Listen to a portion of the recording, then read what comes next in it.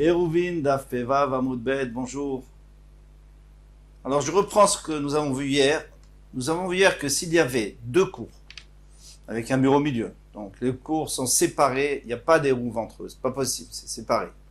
Maintenant, hein, il y a un puits qui est sous le mur entre les deux. Donc chacun veut puiser, il y a un problème. Il faut faire une mechitza, il faut faire une cloison à l'intérieur du puits. Selon Beth Shammai, il faut que ça soit toute la hauteur de l'eau doit être séparée en deux avec cette cloison, plus encore un téfar au-dessus pour que ça soit bien séparé. Et après, chacun peut se servir. Selon Beth Hillel, on peut mettre une cloison suspendue, mais qui s'arrête, selon Rav Yehuda, hein, qui explique, Rav Huna n'est pas d'accord avec ça, il faut qu'elle s'arrête dans l'eau. Donc un téfar dans l'eau pour qu'on... Bon, on peut considérer qu'elle continue à descendre, parce qu'on sait très bien qu'il y a une mechitza qui fait 10, eh bien, on continue à la faire descendre, on imagine qu'elle continue à descendre, et à ce moment-là, on peut se servir. Là-dessus, il y a une question qu'on va tout de suite rapporter. Alors d'abord, donc, 3 lignes avant la fin, Ve'ela, Hadama Rav Yehuda. Ce que Rav Yehuda dit, Korah Arba Materet Bechorba. Donc ça, c'est un autre dîne qui ne va pas nous poser un problème ici, en tous les cas. On a une chorba, on a une ruine, et donc il reste deux petites parties de mur, et sur ces deux parties de mur, il y a une poutre qui est couchée. Et cette poutre fait plus que 4 fachim. Donc maintenant, sous la poutre, qu'est-ce qu'on va dire? On va dire, j'ai déjà 2 murs, et la poutre elle-même, elle commence, donc d'un côté de la poutre, elle commence un mur, l'épaisseur de la poutre, et on imagine qu'elle descend jusqu'en bas. Et de l'autre côté aussi, ça descend jusqu'en bas. Et alors, ça fait que j'ai fermé avec 4 murs. Et à l'intérieur de ces 4 murs, je peux porter. D'accord. Nachman Amarava, c'est là-dessus qu'il va y avoir la question. Amarava Baravois, qui était beaucoup plus âgé que Rav Yehuda. Et qu'est-ce qu'il dit en tourne la page? Korah, Arba, Materet Bemaim. Une poutre de 4 fachim, Materet Bemaim, elle permet de pouvoir puiser de l'eau.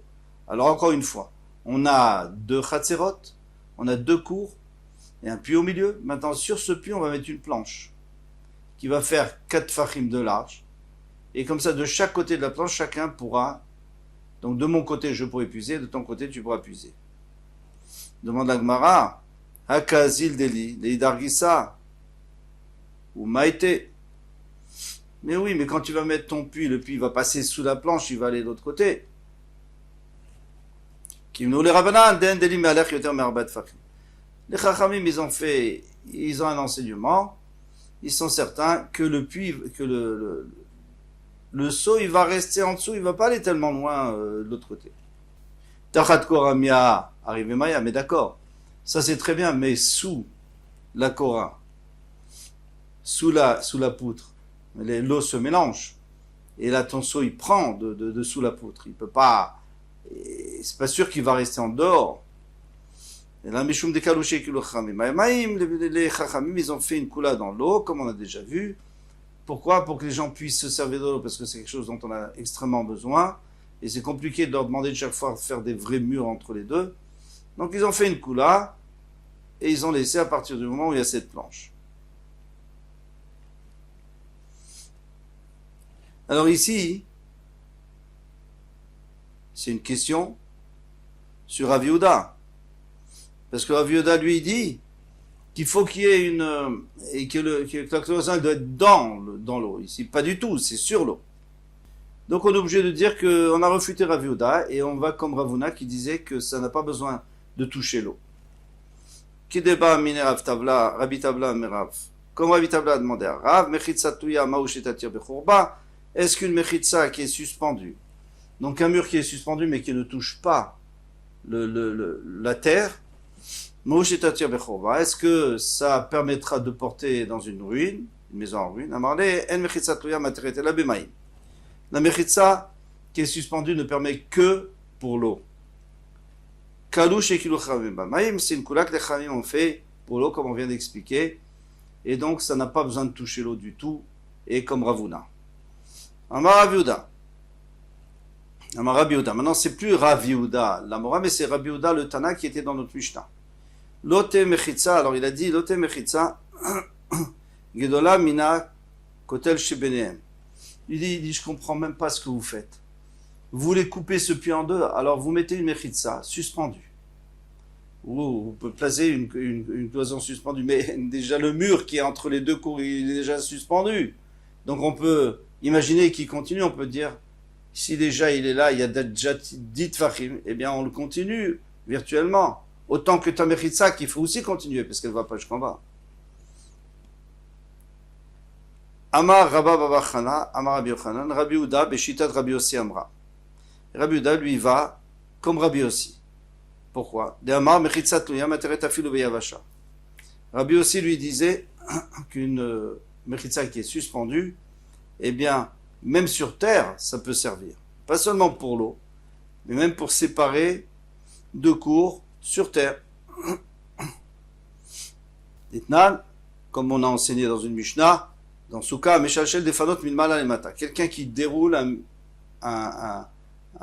une cloison, il la déroule, Milmala Lemata. C'est une façon de parler, on la déroule parce que elle commence en haut. Donc, si elle était en bas, on peut dire qu'on la monte, mais là, comment on la descend? On la déroule, Milmala Lemata, de haut en bas. Bisman Shekvot Minarez Gimel Tfachim Tsula. Si elle s'arrête à plus que 3 tfachim du sol, c'est pas soul parce que les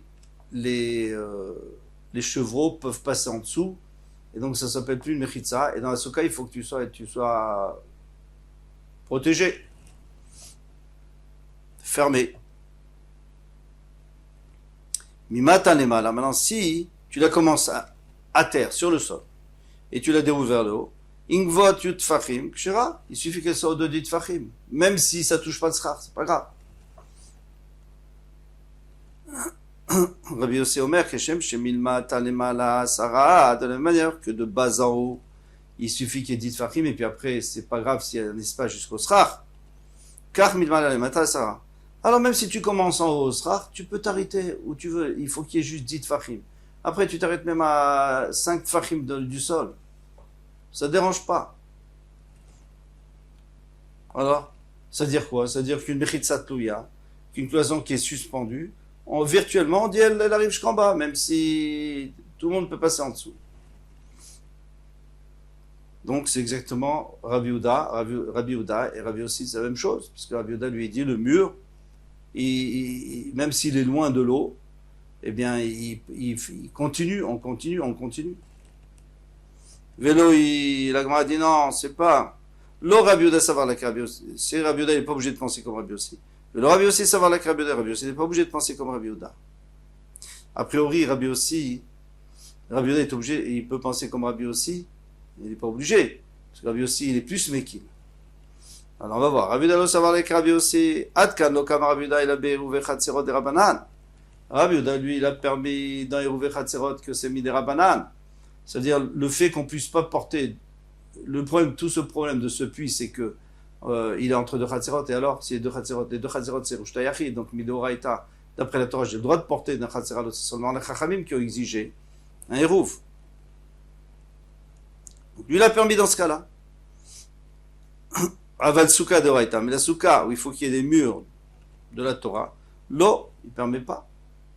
Il ne permet pas de mettre un mur suspendu, une cloison suspendue. Lui, il faudrait que ça arrive jusqu'à au moins un peu moins que 3 tfachim, que ça soit fermé. Et là, Rabbi Yossi, savoir la Rabbi Uda et Rabbi Yossi ne pense pas non plus comme Rabbi Uda. Adkan, okam Rabbi Yossi, la besouka. Quand est-ce qu'il a parlé Rabbi Yossi? C'est pour la souka, des issour, à Sehu. Parce que la souka, si quelqu'un, disons que sa souka n'est pas kshera, au pire, c'est un issour de assez. C'est un issour, ça veut dire il a juste transgressé, entre guillemets, il a transgressé un assez, c'est-à-dire une obligation de la Torah, mais il n'est pas chayav de quelque chose de grave. Alors, maintenant, on n'est pas obligé d'être mahmir, on n'a pas besoin de faire des chumrot et de dire il faut faire un mur jusqu'en bas, etc.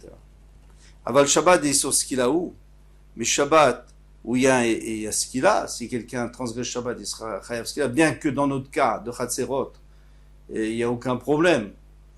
Pourquoi? Parce que les Chatzerot c'est seulement Midrabanan, il ne sera jamais chayav ce qu'il a. Mais à partir du moment où on parle de Shabbat, et que Shabbat en général, si c'était entre un Reshut Arabim et un Reshut Ayachid, ça serait Chayav Skila. Alors maintenant, même si c'est entre deux Chatzerot, que c'est seulement mis les Rabbanan, les Chachamim, ils ont fait la même takana pour les Rabbanan que pour la Torah, puisque on parle de Shabbat et que c'est très grave. Lo Amar, dans ce cas-là, il n'aurait pas permis Rabbi Yossi. Donc Rabbi Yossi ne pense pas comme Rabbi Yehuda. Vim Tomar, et maintenant si tu me dis, oh Thomas, c'est Shena, c'est Vetsipori, al Pimina, c'est. Alors je comprends pas, parce qu'on va voir tout de suite, là tout de suite, on va voir qu'à Tzipori, on a permis une cloison suspendue, et qui était le maître de Tzipori? Rabbi Yossi. Alors qu'est-ce que tu me dis maintenant?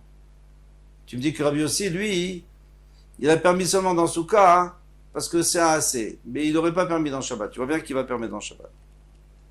On va dire, là, puis Rabbi Yossi, c'est pas Rabbi Yossi, parce qu'il était niftar. Et là, puis Rabbi Ishmael, Rabbi Yossi, Nasa. C'est une fois que son fils a pris la relève, une fois qu'il était niftar, et c'est lui qui a permis.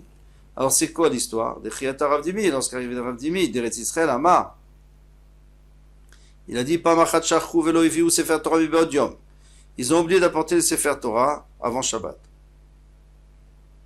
Donc en semaine, ils déposaient le Sefer Torah dans une maison, pas loin du Beth Knesset, pour pas que, à cause des voleurs, à cause des goïms.